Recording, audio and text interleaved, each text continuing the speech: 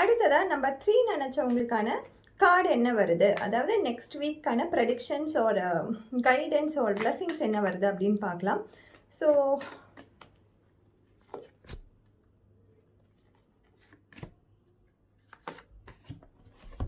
என்ன கார்டு வந்திருக்கு அப்படின்னு நம்ம பார்த்தோன்னா, ஸோ இது பார்த்திங்கன்னா ஒரு மேஜர் கார்டு வந்திருக்கு, 2 மைனர் கார்டு வந்திருக்கு.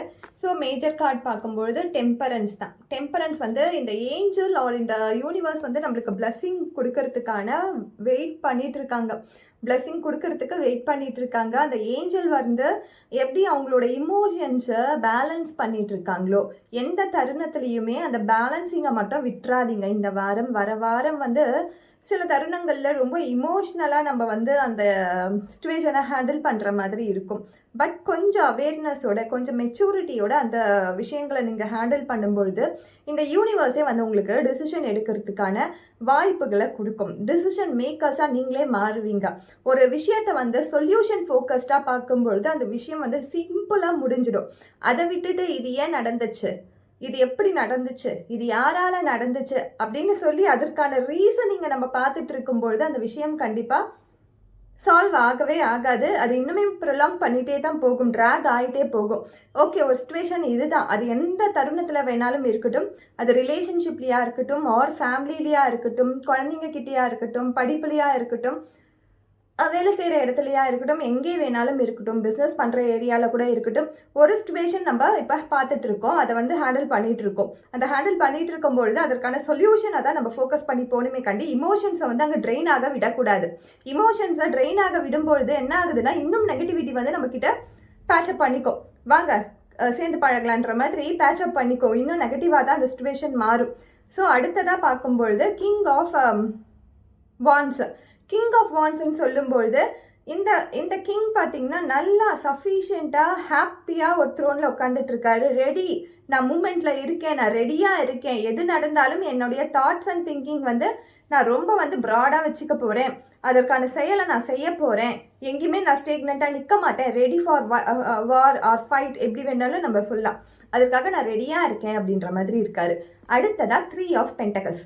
இந்த 3 ஆஃப் பென்டகல்ஸ் பொறுத்த வரைக்கும் உங்களுக்கு வந்து ஏதோ ஒரு சுச்சுவேஷனில் வந்து உங்களால் அந்த சுச்சுவேஷனை ஹேண்டில் பண்ண முடியல, எனக்கு வந்து யாரோட ஹெல்ப்போ கண்டிப்பாக எனக்கு தேவைப்படுது, என்னால் டிசிஷன்ஸ் எடுக்கவே முடியல, எனக்கு வந்து மைண்டு பிளாக்கேஜ் ஆகிடுச்சு, ஆர் என்னால் இந்த தருணத்தில் இப்போதைக்கு நான் ரொம்ப சோர்வாக இருக்கேன் அப்படின்லாம் நீங்கள் நினச்சிங்கன்னா, உங்களுக்கு யார் உங்கள் லைஃப்பில் ரொம்ப வந்து வெல்விஷர்னு நீங்கள் நினைக்கிறீங்களோ, ஆர் இந்த பர்சன்கிட்ட என்னுடைய பிரச்சனையை சொன்னால் எனக்கு கண்டிப்பாக சொல்யூஷன் கிடைக்கும்னு நீங்கள் பிலீவ் பண்ணுறீங்களோ, அவங்கக்கிட்ட போய் உங்களுடைய பிரச்சனையை சொல்லிவிட்டு அந்த ஹெல்ப்பை வாங்கிக்கோங்க.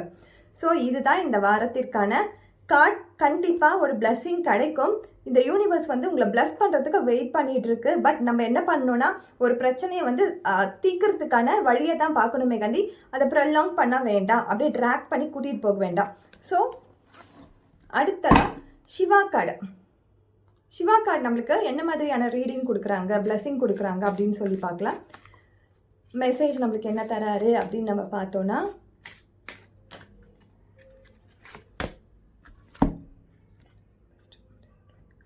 Listen to your inner voice.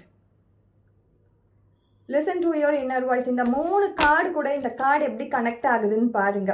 நம்மளுடைய இமோஷன்ஸை நம்ம எந்த அளவுக்கு பேலன்ஸ்டாக வச்சுட்டு நம்ம நம்பி ஒரு இன்ட்யூஷனாக நம்மளை நம்பி என்னுடைய வார்த்தைகளை நான் சொல்யூஷன் ஃபோக்கஸ்டாக எடுத்துகிட்டு செயல்பட போகிறேன். உங்களுடைய இன்னர் வாய்ஸை நீங்கள் கேட்டு செயல்படும் பொழுது கண்டிப்பாக இந்த யூனிவர்ஸ் வந்து உங்களுக்கு பிளெஸிங் கொடுக்கறதுக்கு வெயிட் பண்ணிகிட்ருக்கு.